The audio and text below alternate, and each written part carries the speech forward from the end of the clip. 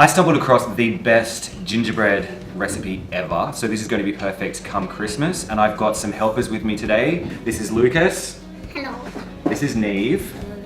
And they're going to be helping put together the best gingerbread ever. It's the perfect texture, it's an amazing flavor, and I absolutely love it.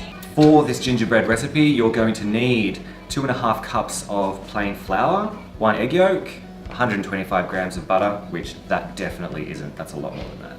We've got some ground ginger, some ground mixed spice, some brown sugar, golden syrup, and soda bicarb. This is my secret ingredient, and this is molasses. For those people who don't know what molasses is, it's a really dark sugar syrup, and it is really amazing, and it's got a real good licoricey flavour, and you can get it from Coles.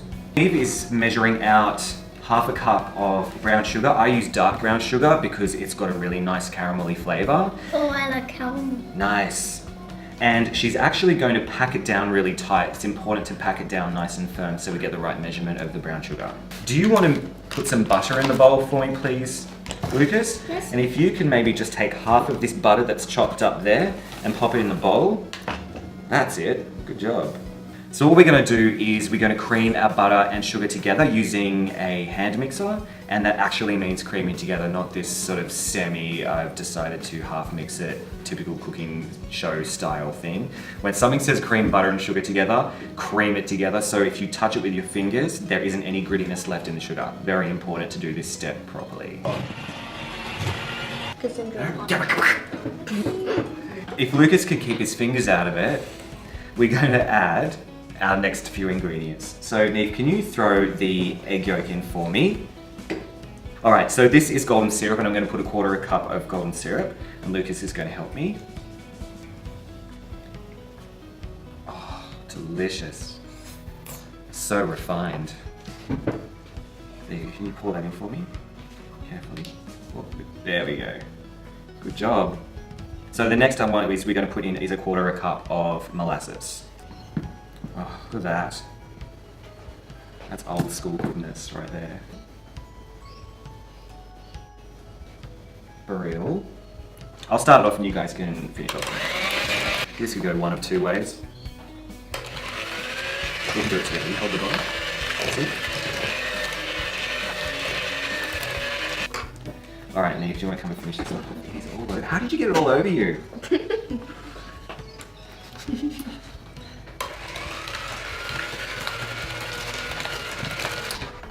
Hiya! The last part of the recipe is we're going to add the flour and our spices. So in this bowl, I've sifted 2.5 cups of flour, as well as, are you still picking at that? I'm going to put in 2.5 cups of sifted plain flour, and into this I put 1 teaspoon of soda bicarb. So that's going to go in, as well as our spices. So we are putting in 1 tablespoon of ground ginger.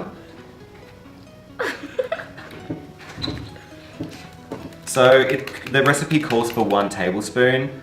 I'm putting 2 because that's just how I roll. 1 teaspoon of mixed spice. And then we're going to mix all this up. I'm going to start mixing it together, and then you guys can help knead it for me onto the bench. Very carefully, and get rid of some of this mess. So we're going to put it out on the bench and we're going to knead it till it's nice and smooth.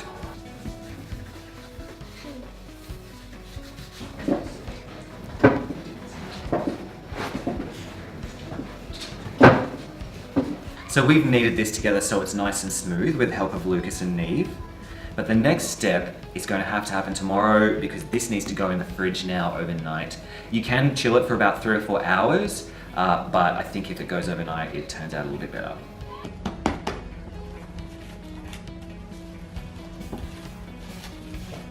So our dough has been cooling overnight in the fridge, so we're ready for our next stage. You're going to need some baking paper, rolling pins, and whatever cookie cutters you'd like. I'm being boring today, I'm using round ones. I have Jonah and Daniel here to help me make our cookies. Have you guys done this kind of thing before? No, yes.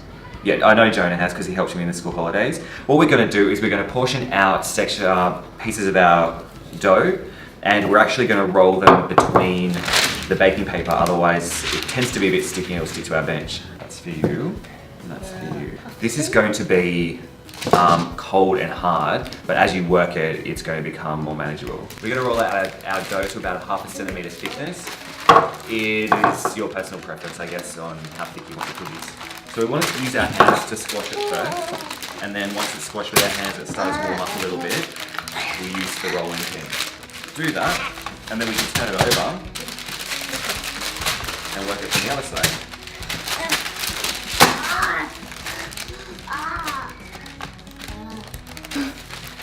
Alright, so mine is almost right to go. So we have rolled out our dough to 1/2 centimetre thickness.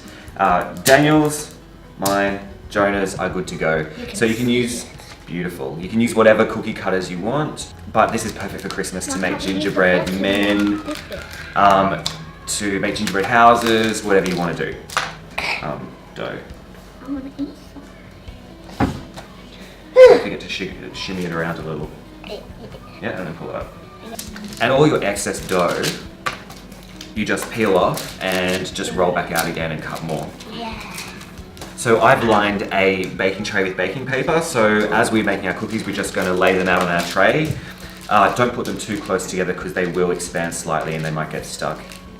I have preheated the oven to 180 degrees fan force, and they're going to go into the oven for only 10 minutes. Time them, and as soon as 10 minutes is up, pull them out, allow them to cool off, and they're ready to go. Our cookies are out of the oven and they are now cooling on a rack. As I said before, they're really great for Christmas, for parties, that kind of thing. You can decorate them, get the kids involved in decorating them, and I cannot wait to try them. They are so good. Big one.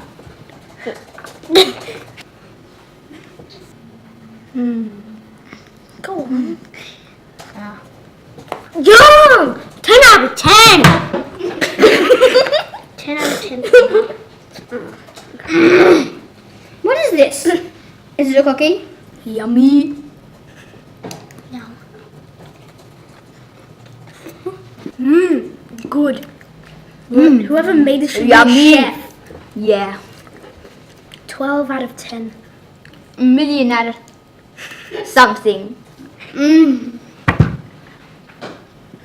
bet you want some.